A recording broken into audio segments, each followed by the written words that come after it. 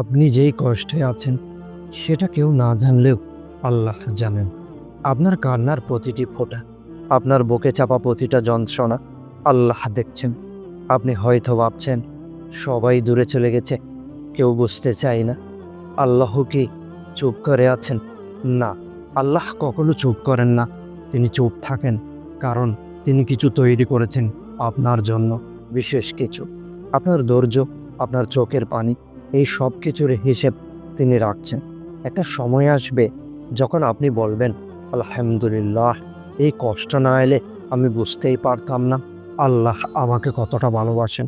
তাই এখন যেই কষ্টই থাকুন না কেন, পালিয়ে যাবেন না, ভেঙে পড়বেন না।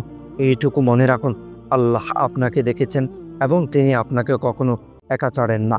আপনার কান্নার পর হাসি আসবে, কারণ আল্লাহ প্রতিশ্রুতি দিয়েছেন কষ্টের পরেই সুখ আসে।